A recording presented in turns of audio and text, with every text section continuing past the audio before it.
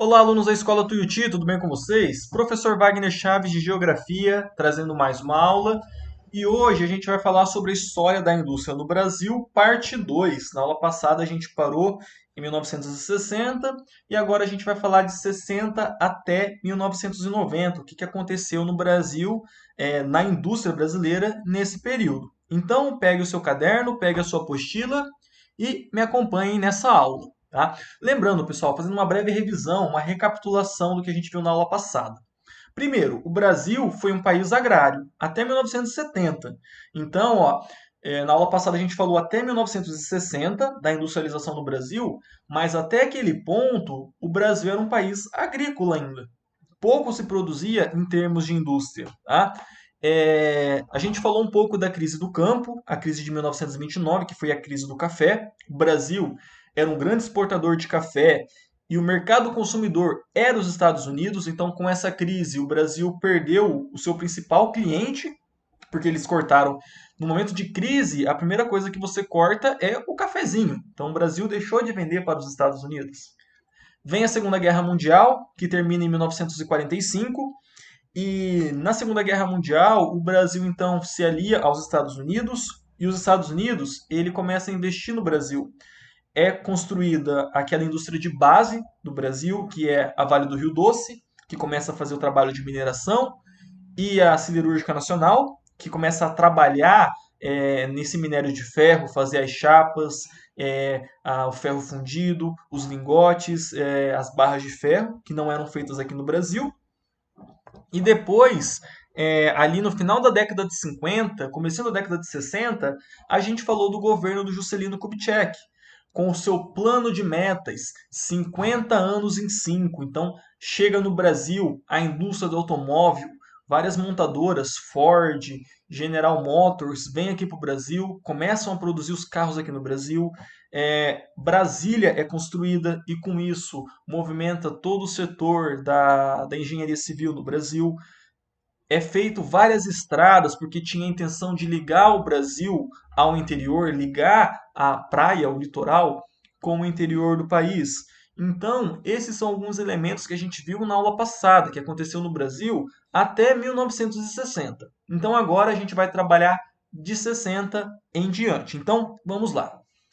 Bom, pessoal, em 1964 começa a ditadura militar no Brasil, né, o regime ditatorial.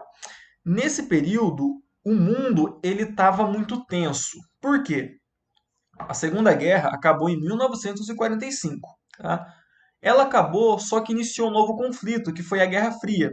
De um lado tinha os Estados Unidos, do outro lado tinha a União Soviética, que é a atual Rússia, né? Mas a União Soviética era a Rússia mais 15 outros países. Então você tinha um conflito de geopolítica, um conflito de inteligência, um conflito de influência. Nesse momento, 1965, 1964, década de 60 de modo geral, os países eles tinham que estar de um dos lados. Ou você estava do lado dos Estados Unidos, ou você estava do lado da União Soviética. De um lado era o capitalismo, do outro lado, socialismo. Tá? E o Brasil teve então um golpe militar, porque, segundo eles, o Brasil estava tomando um rumo direção à esquerda, e então se aliaria à União Soviética, mas isso nunca aconteceu. E os militares, eles então tomaram o poder para garantir que o Brasil continuasse alinhado com os Estados Unidos. Então, essa ideia da ditadura militar era para garantir que o Brasil continuasse alinhado com os Estados Unidos, tá bom? E durante esse período do governo militar, o Brasil ele se comprometeu com essa aliança com os Estados Unidos. Tá? Ele falou: olha, a gente aqui tomou o poder, não tem risco nenhum de a gente debandar para o outro lado. Lembrando, aqui próximo, a ilhazinha de Cuba, teve uma revolução comunista. Então, tinham medo de um país grande da América do Sul se tornar comunista. Né? O Brasil, por exemplo, que era a maior economia da região, mesmo sendo agrária, tinha esse risco, tá bom? E com a ditadura militar no Brasil, a gente entra nesse momento conhecido como milagre econômico, o milagre brasileiro. Por quê? O Brasil ele apresentou um crescimento espantoso. Em alguns casos, alguns anos, passava 10% de crescimento ao ano. E isso é muita coisa, tá? Um negócio que cresce 10% ao ano é um negócio bastante lucrativo, bastante rentável. E era assim que o Brasil estava na década de 1960. Mas o que aconteceu no Brasil para que a gente tivesse esse milagre econômico, tá? Então, novas empresas vieram para o Brasil. Muitas fábricas multinacionais vieram para cá. O que são fábricas multinacionais? São essas fábricas que têm sede em vários países. Então, novamente, várias montadoras veio para cá. Essa foto aqui, gente, é do carro que vocês conhecem, né? O Fusca, que era uma fábrica que veio montada aqui no Brasil. Fusca que era da Volkswagen, uma fábrica da Alemanha, tá? Aqui, gente, é a ZF, tá? Não sei se vocês conseguem ver aqui, deixa eu pegar o computador. ZF. ZF, poucas pessoas conhecem, mas ela fabrica motores, tá? Motores de caminhão, motores de caminhonete, peças para automóvel, tá? Então, essas empresas, elas começaram a procurar lugares onde a mão de obra fosse barata, onde o terreno fosse barato e onde o Estado oferecesse subsídio e isenção de impostos, tá? Então, muitas dessas empresas, elas acabaram vindo aqui para o Brasil porque você encontrava tudo isso. Mão de obra barata? Tem. Espaço para construir fábrica? Tem. Redução de imposto? Tem. Matéria-prima? Tem.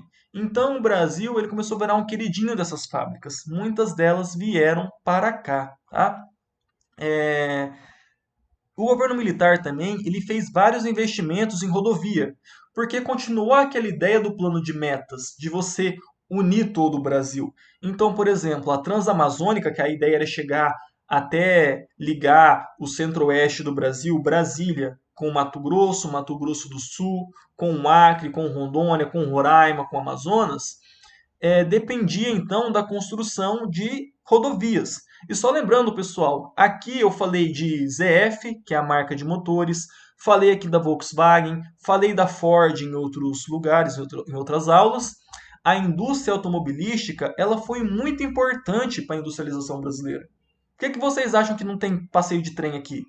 Porque o trem não se desenvolveu. Tem um ou outro lugar onde você tem um transporte de trem. Do resto, é só transporte de caminhão. E quando a gente compara, por exemplo, com os Estados Unidos, a malha de trem dos Estados Unidos é enorme, enorme. Lá tem muito transporte de carga por caminhão também, só que a maior parte é feita por trem. No Brasil, nós não temos isso. A gente não viveu essa etapa da Revolução Industrial, a etapa dos trens. A gente já entrou direto no caminhão e no carro, tá bom? Então, além das rodovias, o governo militar investiu também na produção de energia. Porque como que a fábrica vai funcionar? Não é mais fábrica a vapor, não é fábrica a carvão, é fábrica a energia elétrica. E o Brasil tem uma fonte de energia elétrica muito potente e sustentável, que é a energia hidroelétrica, a energia através dos rios, da força dos rios. Então, foi na ditadura militar que foi construído a usina de Itaipu, essa fotografia que vocês estão vendo aí. Eu não sei, mas acho que na sala algumas pessoas já foram lá. Quem vai para Foz do Iguaçu, geralmente vai nas cataratas, vai no Parque das Aves e faz uma visita em Itaipu. É uma construção, gente, gigante, gigante mesmo, tá? Tanto a construção em si, a barragem, quanto a represa que segura toda essa água, tá? E para vocês terem uma ideia, Itaipu fica no Paraná, fica lá em Foz do Iguaçu, mas nós aqui no Paraná não consumimos essa energia. Essa energia ela é feita em parceria com o Paraguai, então metade vai para o Paraguai, metade vem para o Brasil, e o que vem para o Brasil vai para São Paulo, porque essa energia ela serve para quê? Para abastecer as fábricas que estavam em São Paulo. Não era para abastecer a população do Paraná. Até porque, na década de 60, Maringá era pequeno. Maringá é de 47, então não tinha nada aqui. Londrina também é dessa época. Então você não tinha tanta demanda de eletricidade igual você tem hoje. Então a usina de Itaipu era feita para abastecer São Paulo. E ali, nessa bacia do Rio Paraná, que a gente já estudou nas bacias hidrográficas, tem um monte de represa, um monte de barragem, todas elas com o objetivo de fornecer energia para a indústria em São Paulo, tá bom? Bom, aí em 1968 foi criada a SUFRAMA. SUFRAMA, gente, é Superintendência do Desenvolvimento da Zona Franca de Manaus. Isso aqui, gente, é o processo de descentralização, tá? O governo brasileiro, o governo militar, ele começou a dar incentivo fiscal para as empresas que fossem para o Amazonas, que fossem para Manaus. Lembrando, até então, onde que era o polo industrial do Brasil? Era em São Paulo. Professor, que tipo de incentivo fiscal é esse? Ó, se a Coca-Cola quiser fazer uma fábrica lá em Manaus, a gente dá o terreno. Se a Ford quiser fazer uma montadora de carro lá em Manaus, a gente dá o terreno. Ó, não vai ter que pagar imposto, tá? Ou o imposto é reduzido. Ó, a gente oferece uma infraestrutura. A gente garante que vai ter um porto, um aeroporto para chegar matéria-prima. A gente garante que vai criar postos de trabalho lá, porque não tinha tinha as poucas pessoas vivendo lá. Então a gente garante que vai levar trabalhador para aquele lugar, mas vocês vão ter que fazer a fábrica lá, tá? Então, isso é incentivo fiscal. É você diminuir os impostos, dar garantias para que a fábrica ela surja em determinado local, tá? Isso aconteceu de novo na década de 90, a gente vai falar mais tarde. Então, a ideia da SUFRAMA é levar desenvolvimento para a região norte. Porque percebam, pessoal, eu tenho falado só da região sul até agora. Sul e Sudeste. São Paulo ali, que era o centro econômico do país. Aí falei um pouco do Centro-Oeste, com a fundação de Brasília. O Nordeste, ele era basicamente agrícola. E o Norte era ainda inexplorado. Era a floresta amazônica em seu estado natural e bruto. Então não tinha grandes cidades no Norte. Ainda hoje não tem. A gente chega lá na região Norte, são as capitais que são grandes, ou nem tanto, porque tem capital menor do que Maringá, mas de modo geral são cidades pequenas que não têm indústria. Então a ideia é levar desenvolvimento para essa região, tá bom? E aí, pessoal, inicia um processo de descentralização. Tudo estava concentrado em São Paulo, correto? A descentralização é o quê? Pegar essas fábricas e distribuir pelo Brasil, pulverizar ela em todo o Brasil e com isso você leva emprego, você leva a infraestrutura, porque vai ter que ter uma rodovia, vai ter que ter um porto, vai ter que ter um aeroporto, você leva o trabalho, de modo a tornar o território brasileiro mais uniforme, tá? Essa foto que vocês estão vendo aí é de Camaçari, na Bahia. Camaçari é um polo industrial, polo tecnológico e um polo petroquímico. Então lá tem refinarias de petróleo, é, montadoras de automóvel, coisas de móveis também, tudo lá em São Paulo. Então começou com a Zona Franca de Manaus e aos poucos a ideia era distribuir essa indústria. Em vez de ficar toda concentrada em São Paulo, você cria condições para que essa indústria se desenvolva em outros lugares. Tá? E aí você vai levando uma série de benefícios, né? Além de emprego e infraestrutura. Tá bom? Bom, mas nesse momento aí, durante a ditadura militar, tinha um slogan, digamos assim, né? Que era: o bolo tem que crescer para que ele seja dividido. O que que isso significa? Esse que vocês estão vendo aí é o Delfim Neto. Ele foi o ministro de Planejamento durante muito tempo, durante a ditadura militar, tá? De vários presidentes, de vários ditadores. E nessa época, o Brasil apresentava índices de desenvolvimento muito alto. A economia estava voando. Porém, a população brasileira ainda era pobre. A população brasileira não tinha o seu salário aumentado. A população brasileira não conseguia consumir aquilo que eles produziam. Então, esse foi um problema dessa década de 60 e 70, porque o Brasil crescia, mas isso não retornava para o trabalhador. De modo geral, quando um país cresce, tem que subir todo mundo. Então, o país está produzindo mais, opa, o trabalhador vai ganhar mais dinheiro, vai conseguir comprar mais, vai ter mais acesso a bens de consumo e vai todo mundo subir economicamente junto. Não aconteceu. E o Delfim Neto sempre dizia: o bolo tem que crescer. E depois a gente divide. que acontece? O bolo cresceu e ele nunca foi dividido. Então, os índices da população brasileira nessa época, anos 60 e 70, eram muito baixos, tá? Bom, e aí a gente sai dos anos 70 e a gente entra na década de 1980, conhecido como a década perdida. Por quê? Bom, gente, durante os anos 60 e 70, o Brasil ele fez empréstimos. Esse monte de empresa que veio para cá, a criação de estradas, de portos, de você levar infraestrutura para os lugares, não foi barato, foi muito caro. E esses empréstimos que foram feitos começou a ser cobrados e com juros. E nesse momento da década de 80, muitas empresas foram à falência, a nossa moeda ela foi desvalorizada. Eu lancei uma aula, para quem tiver interesse, sobre o Plano Real, que aconteceu em 1994, falando um pouco de como que era esse negócio da moeda brasileira. O que é uma moeda desvalorizada? Gente, um período muito curto aí, de 10 anos, o Brasil teve 6 moedas diferentes.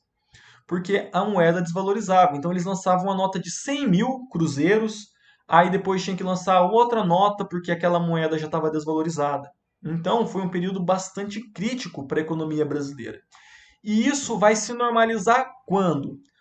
Em 1994, quando surge o Plano Real, quando surge a moeda real, que é essa que a gente utiliza hoje. Então, quando eu lancei aquela aula lá sobre a nota de 200, as pessoas ficaram pensando, nossa, mas é inflação, é moeda que está desvalorizando. Gente, não chega perto do que o Brasil passou na década de 80, tá? A moeda ela mudava e não era a nota de 100 para a nota de 200, era a nota de 100 para a nota de 100 mil, porque ela não valia mais nada, tá? Não tinha dinheiro para imprimir nota, eles pegavam a nota antiga e carimbavam ela com o selo falando, ó, vale essa nota de 10 mil, vai valer só 10 agora da nova moeda. Então, foi uma crise muito severa, tá?